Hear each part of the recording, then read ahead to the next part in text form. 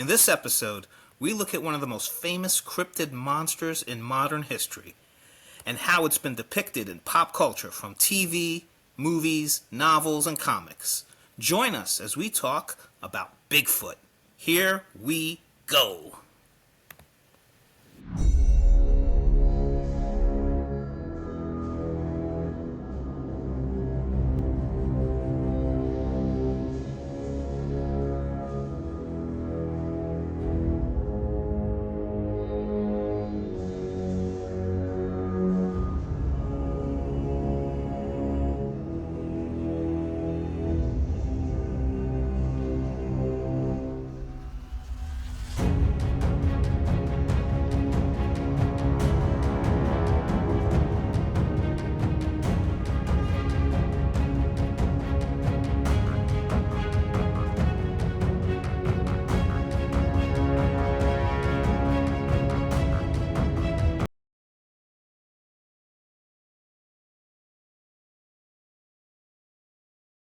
Welcome to Paranormal Popcast.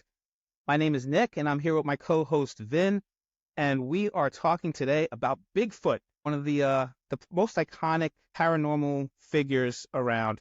So, Vin, let's talk about the whole premise of this podcast is to talk about these paranormal subjects and how they're portrayed in pop culture. So, film, TV, comics, novels, and just pop culture in general. So let's talk about why Bigfoot is a great choice for this episode and maybe how you were first exposed to it, just like I was probably when we were kids, right? Yeah, I think when I was probably first introduced to it were some of the most common things we think of when we think of Bigfoot is that original photograph of supposedly a Bigfoot, caught on film for the first time, I guess. I think from that is when it started to move more into the mainstream pop culture. And so I remember watching $6 Million Man and Bigfoot episodes were involved there. And then, I don't remember anything as a young person specifically besides those two things that maybe I watched. But at that point, I think it was just in everyone's mindset as a kind of monster. Yeah, right? and it's just so popular. And we've talked off camera a bunch of times, and I think you mentioned how it's a humanoid kind of form. So that's kind of more relatable than, some of the other cryptids like, a Loch Ness monster. And this is kind of like, a missing link almost, right? Something that. Yeah, I think what you're saying there is true. It's more relatable. It's very close to who we are, or perhaps what we've come from. That's all tied into it. There is sort of a realistic or scientific aspect of it where it's close enough to be plausible, right? You know what I mean? Like, we evolved from apes or chimpanzees or whatever, and this is sort of an offspring of that. So it all sort of makes a little bit more, seems all a little bit more reasonable, I think. Right. And then when they try to portray it in pop culture, it's easy to kind of have it either be a villain or sympathetic creature or even a hero, right? Because it's more humanoid. Obviously, there have been these kinds of Bigfoot type figures in historical retellings, right? In stories, the Abominable Snowman and Sasquatch in Canada. But Bigfoot himself, you mentioned the 1970s with the $6 Million Man. The 70s, I think, seemed to be when it really hit the mainstream. We can talk again about just how it came to be. In 1958, you had Jerry Crew, who was working for like a logging company, and he found footprints that were like 16 inches tall. Those of you who are seeing this on YouTube, I'm holding up a black and white picture of Jerry Crew holding up a plaster cast of this giant foot, which is, again, 16 inches tall. And that was picked up on all these newspaper articles and it just really caught people's imagination. And now in hindsight, I think people were saying that it's a hoax. Even his grandchildren, I think, were saying, like, for the longest time he was perpetuating a hoax. But from a pop culture point of view, suddenly there's this thing called Bigfoot that people were talking about. And the name itself, right? There was a Native American, I think, that went by the name Bigfoot. And, there were like grizzly bears that were nicknamed Bigfoot. But with this, with Jerry Crew's finding of these footprints, suddenly it caught people's imagination, and he called it Bigfoot for obvious reasons. And then you had mentioned the video, 1967, the Patterson-Gimlin film, and I'm holding up a picture of that iconic image of the ambling creature, whatever it is, and it's grainy footage, but, it looked like it was enormous and big, and that image, that silhouette has been, kind of caught the imagination everywhere you go. Even here in New York, I see like lawn ornaments that look like Bigfoot. When I went to Pennsylvania, it's Bigfoot country. Everybody's talking about it. They have events there. When I went on vacation just recently to Maine, there's a Bigfoot and Loch Ness Monster Museum.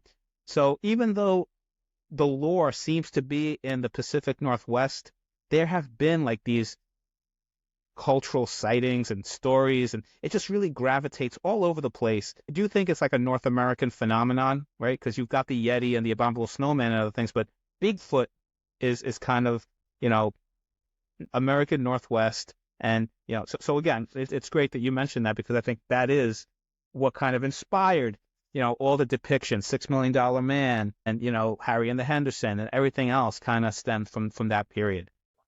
Yeah, I think there a couple of things with Bigfoot, just with that initial, and what I find interesting is that with that initial discovery of the Bigfoot footprints and it being in 1958, but when you describe it, you read about it, it went as viral as something could go, Right.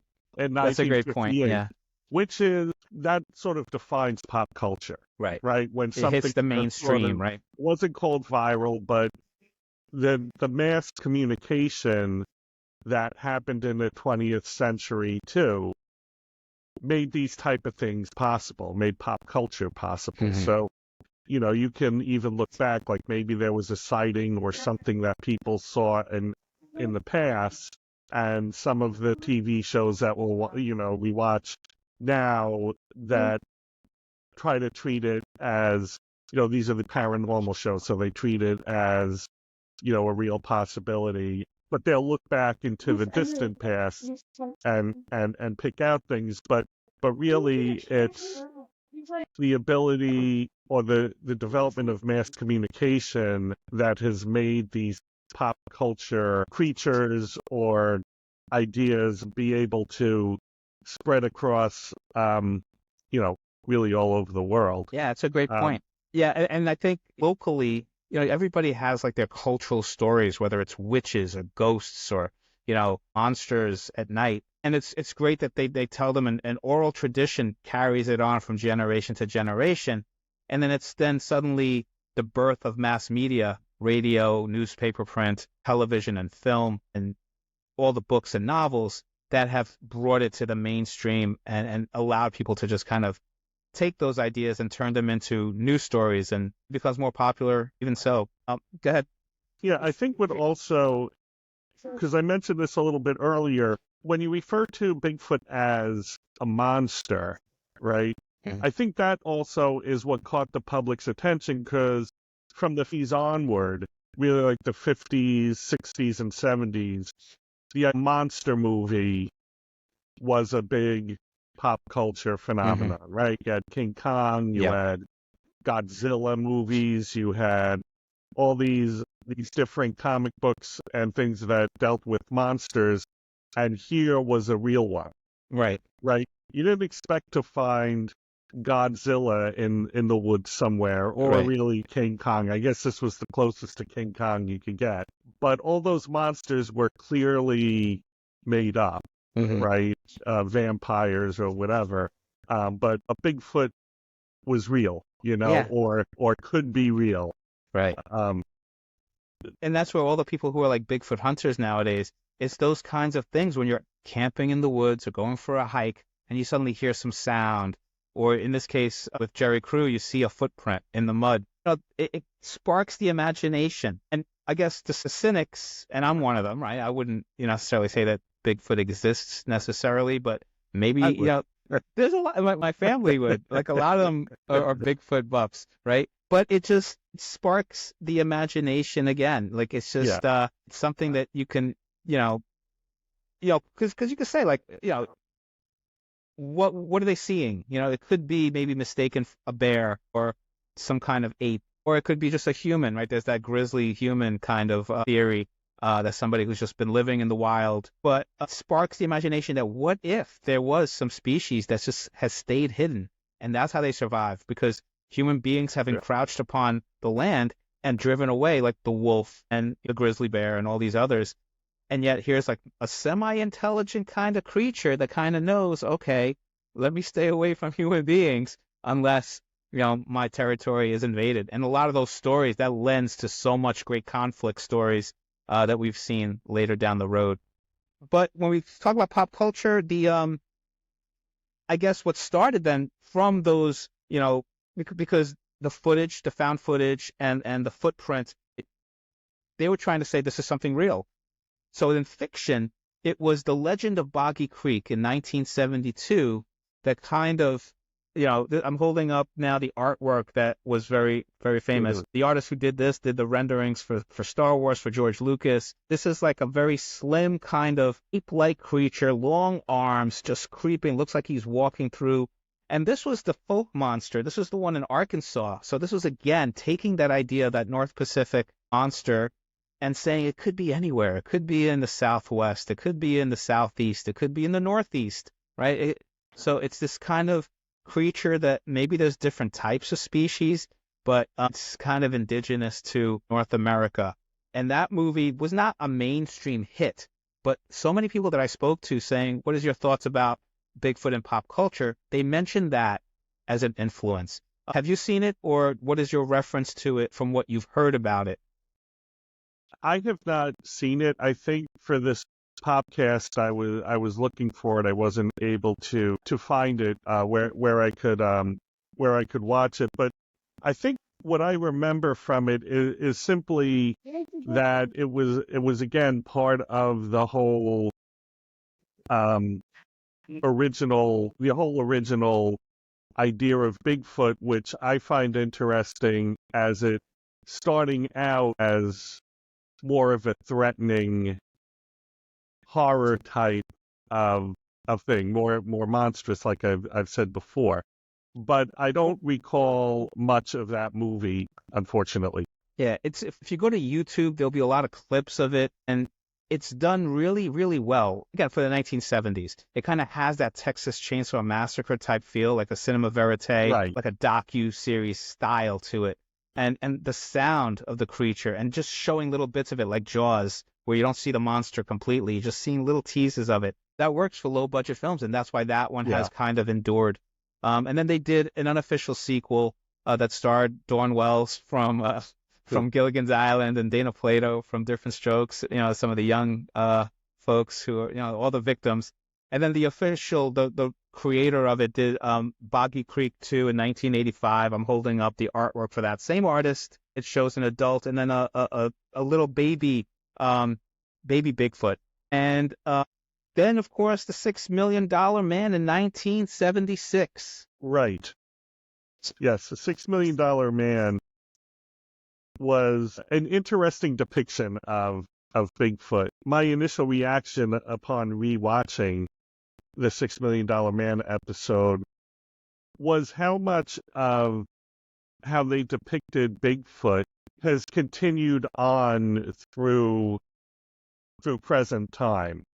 Like, I was sort of thinking it would just be, again, a guy in a gorilla suit, which, of course, it was.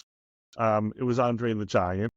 But they mentioned, I think, in there sort of the smell of him, and the costume actually had the matted hair that they talk about a lot.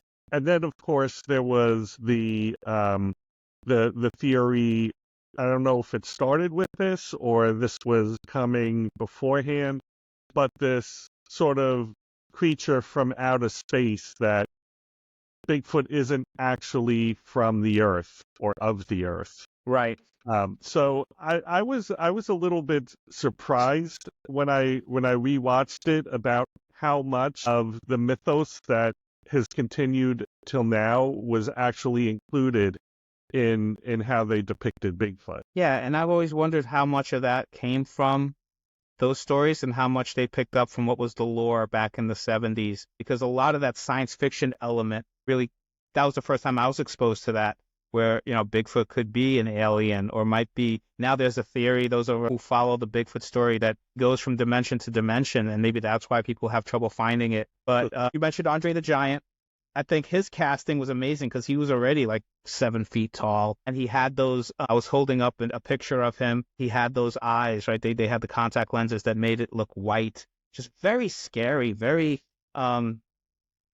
fearful compared to Lee Major standing by him as the $6 million man, Steve Austin. There's a scene where they fight, and he rips off his arm, and you find out he's kind of this robot. That was just fearful as a kid. You see it now, and it's a little campy, but do you remember watching it when you were a kid, or you just saw it, like, recapping it later? I saw it recapping it later, but I had watched it as a kid. I don't remember specifically watching that episode, but I had the $6 Million Man toys, and I think there might have been some sort of Bigfoot accessory or but the $6 Million Man as a TV show, that was one of my favorites.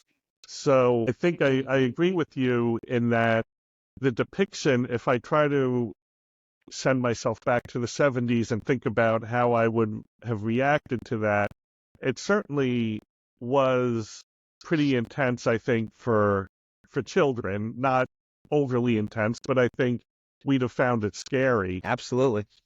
But I also think just anyone watching the show back then would have been affected in some way by it, because I don't know if you would call it groundbreaking, but the show was sort of the top of its time in terms of whatever special effects or budgets or whatever was going into that show. It was an A-list show.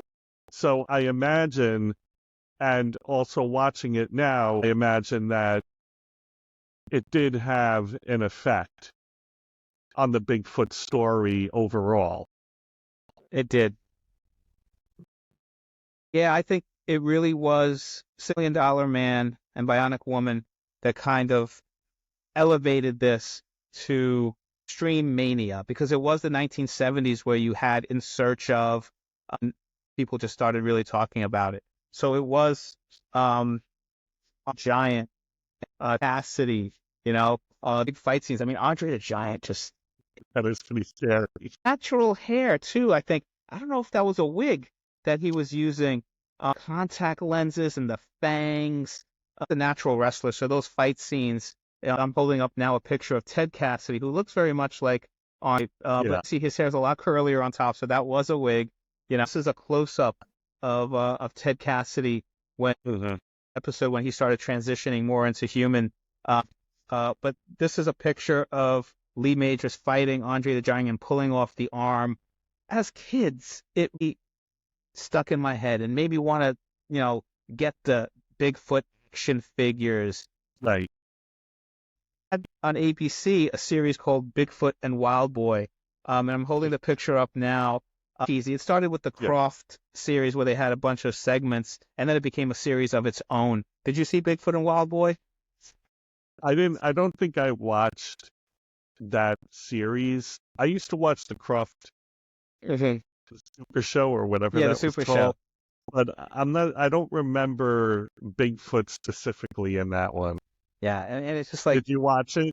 I did. I remember it as a kid. I remember Sigmund and the Sea Monsters and all those.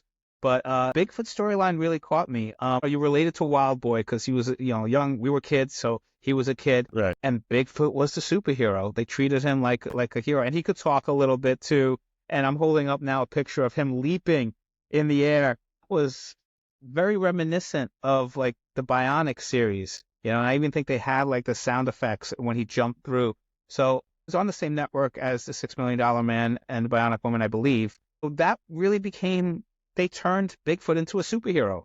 It Right. just Yeah. fighting crime, fighting bad people. I think it sparked the imagination. It went from being this horror story to being this kind of cool superhero. And then, in the 1980s, you had Harry and the Hendersons. I'm holding a picture there, and starring John Lithgow and his the family, and they hit this creature in the woods, and suddenly they take him home, and he's a vegetarian, right? So they played it Yeah. down. They made it seem like, he's harmless, but we're invading his space. Kind of what we were saying a little earlier. They're avoiding human beings, Bigfoots, big feet, whatever the plural is Yeah. of it. What do you think of Harry and the Hendersons? I think it's a good movie, of course. I mean, it's a typical movie in the sense that it follows kind of that formula of, the family, right? There's a lot of those sort of family comedies Right. that came out of the 80s. You have the Bigfoot that they hit, but then you have I guess, what word am I looking for? But the opportunists, Yeah, or the people who are, those are the bad trying to guys make in these money off of it, situations. trying to wipe them out, trying to collect them to study them for science, whatever Right, the trope is of that given right. movie, right? But that's very 80s. Hmm. Like whether it's Ghostbusters or I could probably think of a bunch of them. I can't think of them right now, but that was Real Genius, Hmm. I think, or like had that sort of greed Hmm. villain, right? Yeah. That was E.T. Yep. is sort of like an E.T. type story. Hmm. And what you were saying about Wild Boy and him becoming a superhero, there really Hmm. is kind of this progression for Bigfoot, because the original stories were really almost like a good versus evil type of antagonistic Right. storyline, right? Hmm. $6 Million Man obviously is good guys fighting bad guys, Right. right? And the stories then went to still good guys fighting bad guys, but actually Bigfoot is a good guy, Right. right? And now it Or goes into, misunderstood, right? or So, yeah. misunderstood, right? But it's still, and now the context moves to the 80s, which those kind of stories about greed and taking advantage, pacifism, I guess, Hmm. like that was a lot, I think, in 80s pop culture. So Right. again, it starts to adapt and Yeah. evolve into the pop culture tropes of the time Yeah. and sensibilities, I guess, of the time. Yeah, and I was surprised. I forgot that Harry and the Hendersons was turned into a TV series that was syndicated from 1991 to 1993. Kevin Peter Hall, who played Bigfoot in the movie, he was, I think, maybe even taller than Andre the Giant. He had all these roles back in the day. So he reprised the role, and then unfortunately passed away in 1991 at the beginning. So a couple of other actors played the role. I never saw the TV series, but it was that kind of, again, humor, Steven Spielberg-esque kind of feel to it. Right. And a lot of people who loved the monster Bigfoot hated. It's suddenly becoming for kids. What year did? Oh, go ahead. No, I was gonna say it's just and that's been something that's been carried through. You have Son of Bigfoot, Littlefoot, and all these missing these animated kind of films that play to audiences that are for family audience and make the Bigfoot less scary. But just what were you gonna ask? What year did E.T. come out? That was 80.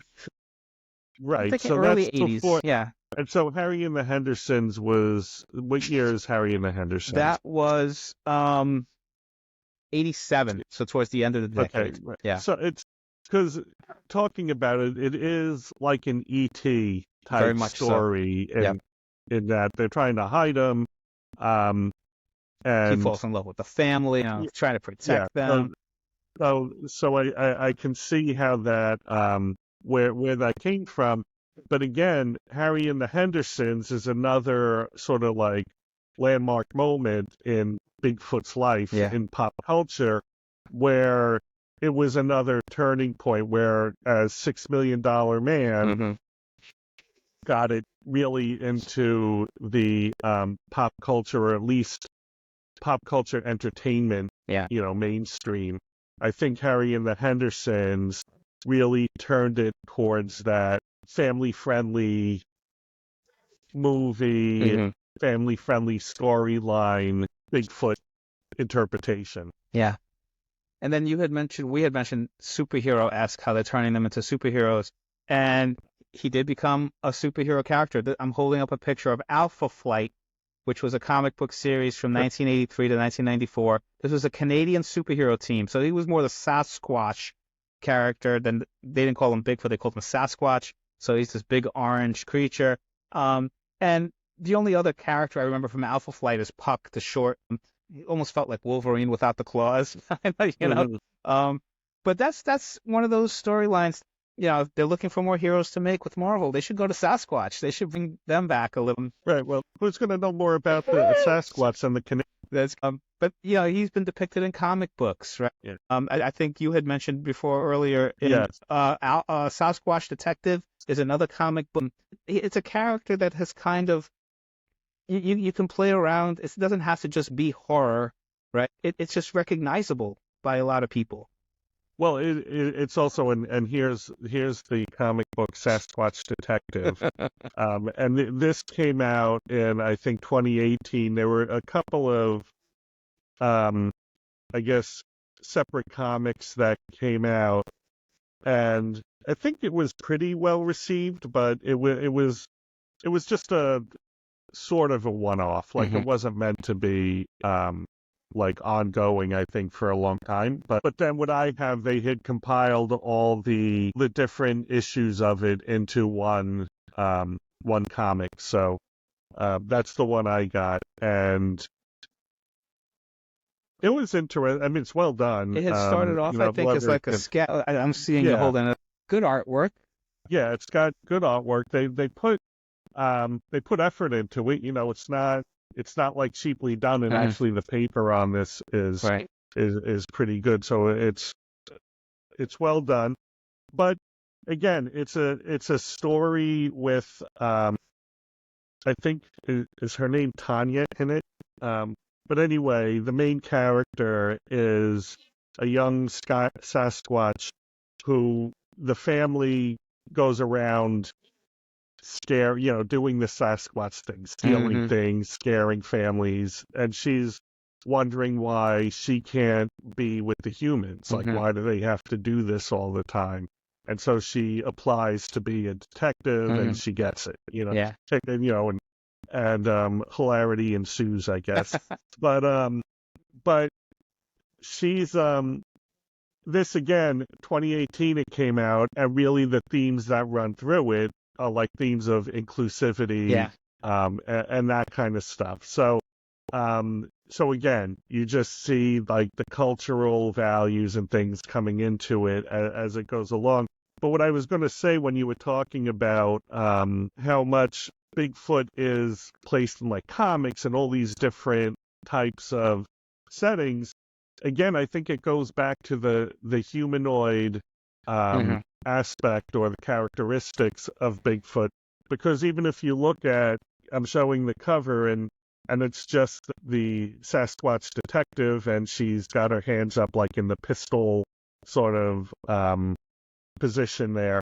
It's easy to draw. Yeah, right? You You're could not show drawing expression on some the sort face. of like tentacled, crazy monster thing. It's just a human character, so you can do all kinds of cartoonish type of characters with the Bigfoot template. Yeah. And I guess you look at some other cryptids and other supernatural and paranormal ideas that have gotten into pop culture. Some of them are just flashes in the pan, like Chupacabra, right? Maybe you do a movie here, maybe you have something here. It doesn't resonate. It doesn't kind of stay. Whereas Bigfoot has really endured and it gets reinvented.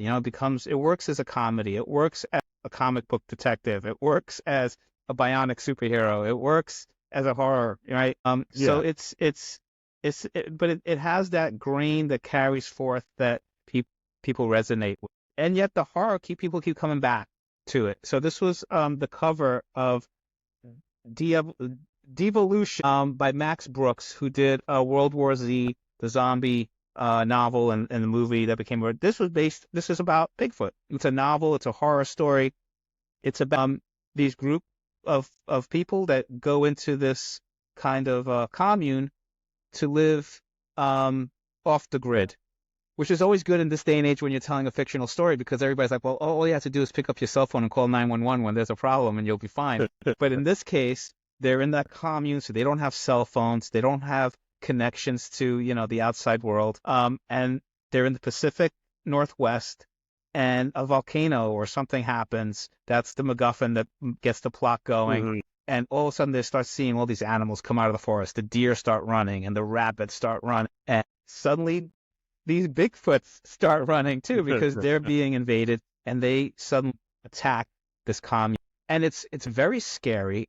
I read this last summer, I believe, and it was a really great way. It was done like journals, just like World War Z was kind of done with those kind of like little tidbits here, and it worked really well. It plays up on all the tropes. He talks about seeing the footprints and the smell of the creature and the sound of that they're making, and it's a family of Bigfoots, so you can see them protecting each other. But it is brutal. Like, there's a lot of death and a lot of so I highly recommend it if anybody's looking for something to read. I know when we're recording this, it's still summertime. There's still a few weeks left. If you're still looking for something to add to your summer reading list, or just something fun to pass along the time, Devolution by Max Brooks. It's a great Bigfoot story, and I would imagine it lends itself to adaptation. So maybe it will be turned into a movie or a series. Have you heard of it? Have you heard of any other novelizations or story, or just maybe talk about Bigfoot coming back to being a scary monster again?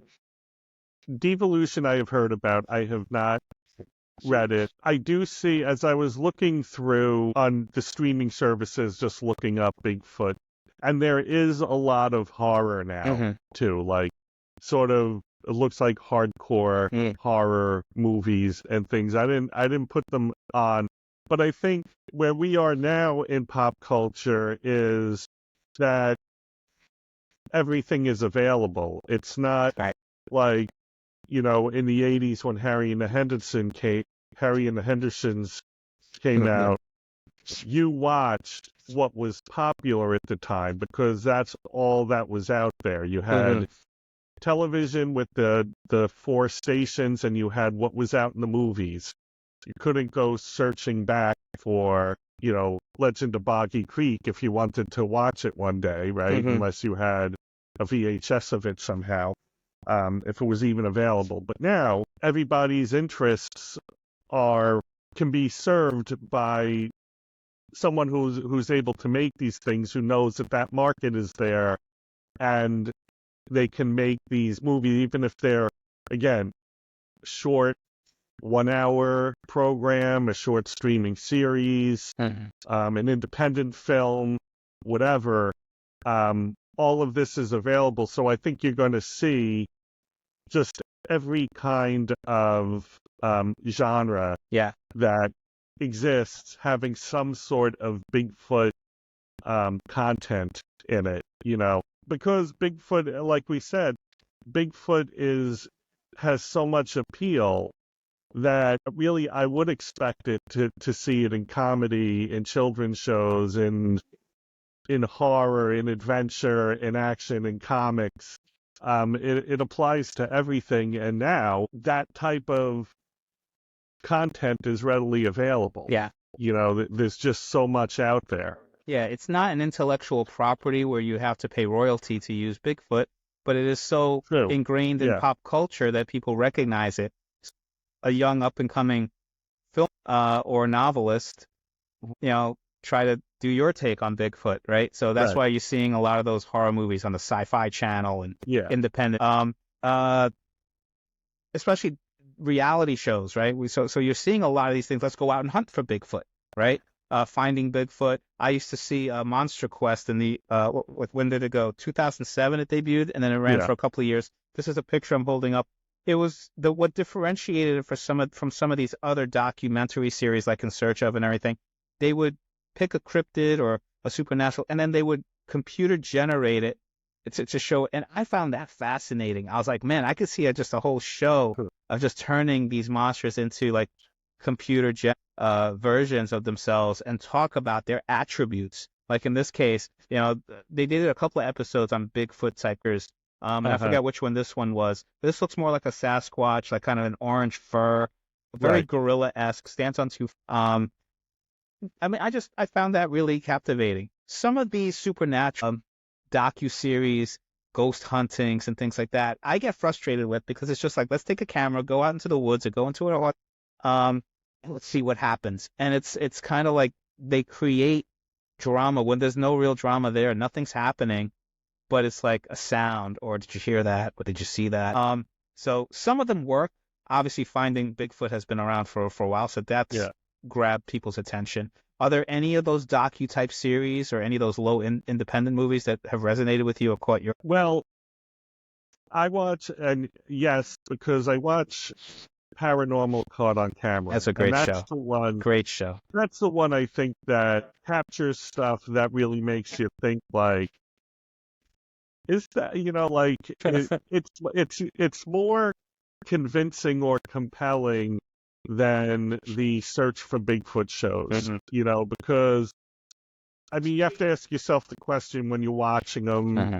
Why was this guy videotaping at the time? Why was there's things, but like when something's caught on a security camera, or they're filming a birthday party and you see something in the background or whatever, I think there have been compelling videos on that show. But I do agree that, and I enjoy a lot of those paranormal shows with ghost hunting and everything, but a lot of this stuff where you can accept that it's really happening to them, like it's a matter of whether you believe them or not.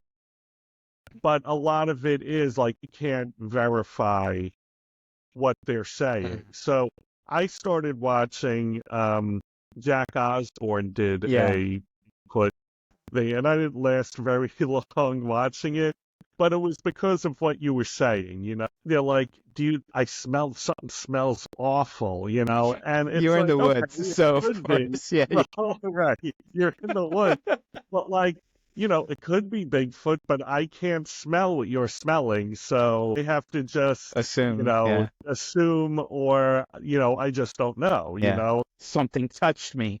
Okay, I guess we'll take your word. Yeah, and again, I watch them to like find that like compelling nugget, in a show, but like that one, I felt like I'm not going to find anything in this show, But from a pop culture standpoint, again, this is really where we're at with these kind of things. Whether you believe or don't believe, everybody has a camera.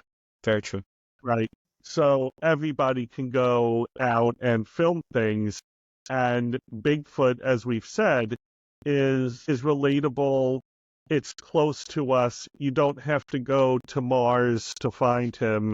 You just have to go to the nearest woods to do this, and I think that's, again, why Bigfoot is so popular, because now even in this pop culture setting with reality TV and everyone has a phone, we could all just now go out and look for Bigfoot. Yeah. And there's audiences out there, like you said at the beginning, who believe and want to believe, like Fox Mulder and X-Files, right?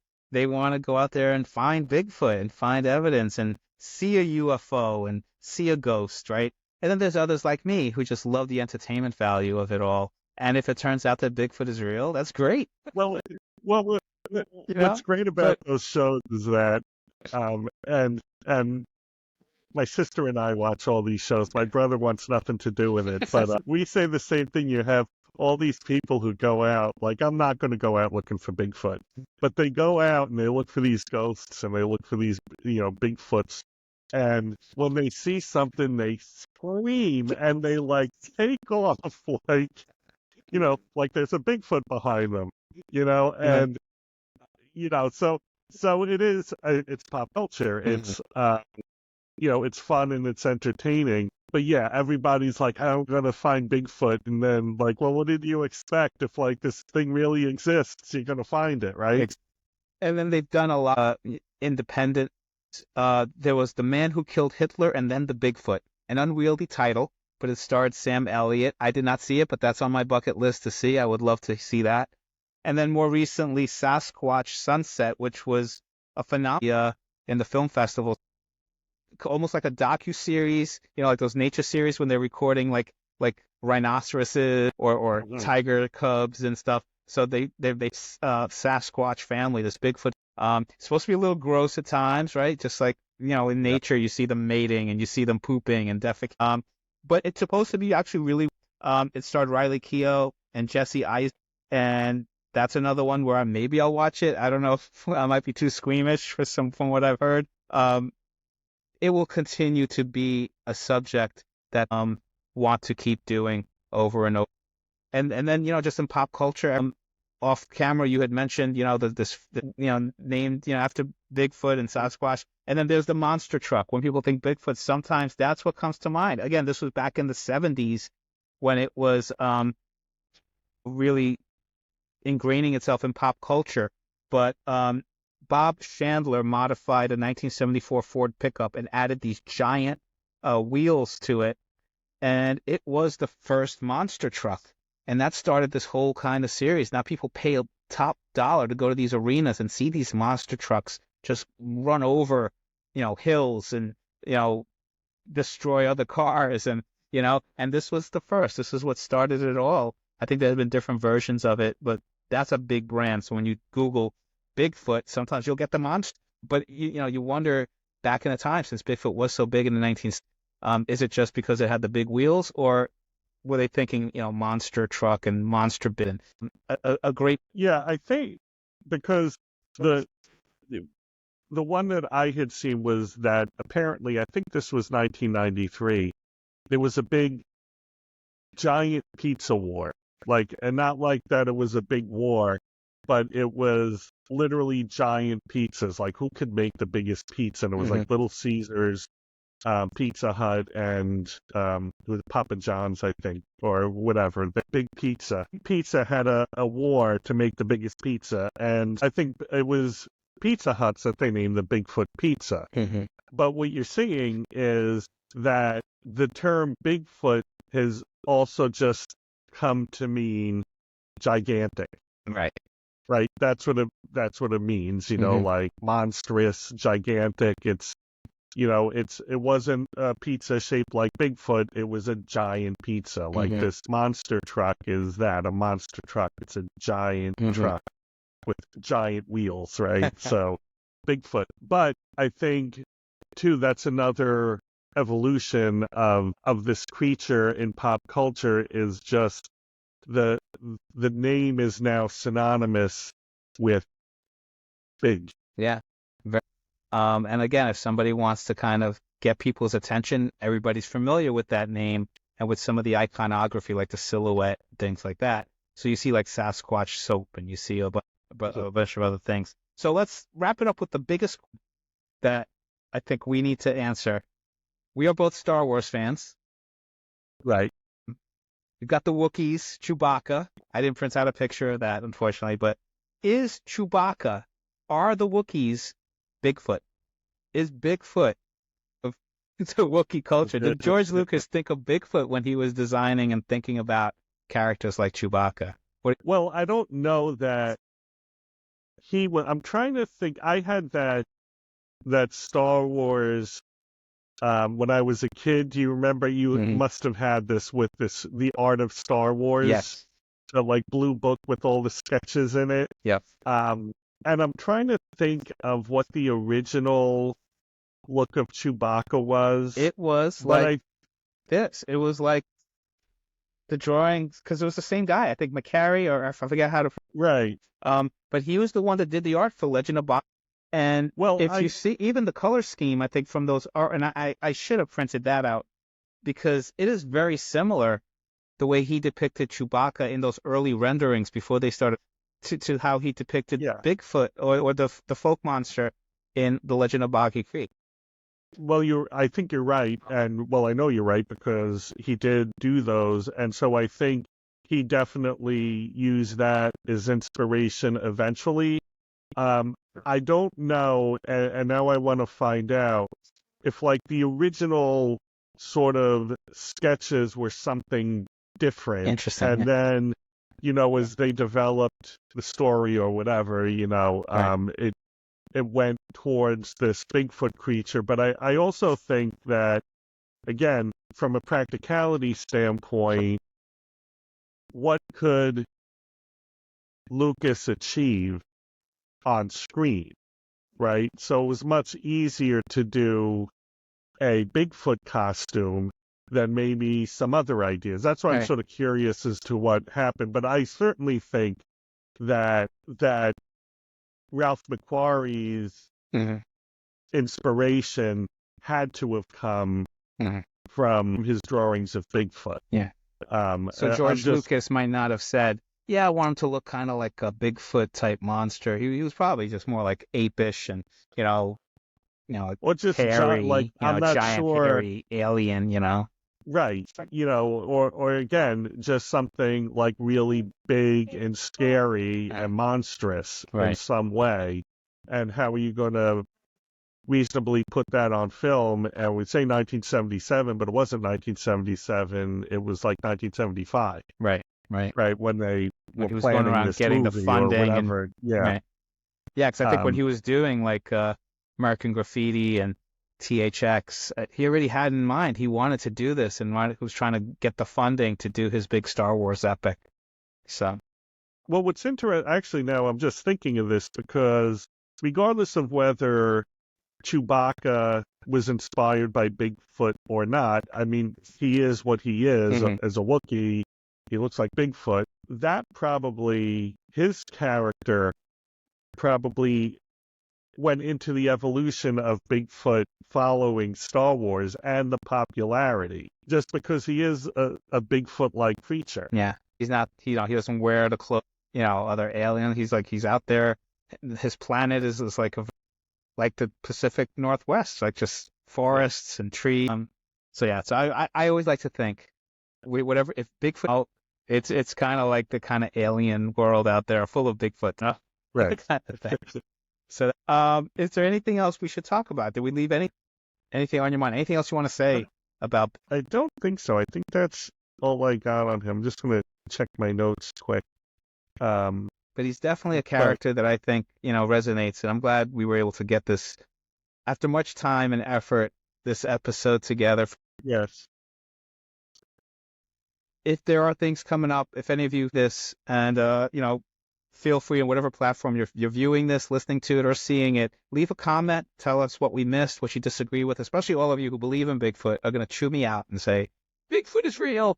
Yes, I'm just going to continue enjoying all the stories, and I'm going to hope that the evolution becomes a movie because I think it's a really scary premise. And hopefully Marvel will take Sasquatch and make an outright movie or bring him into the Avengers. But thank you. Share. We'll see you next time here on Paranormal Pop.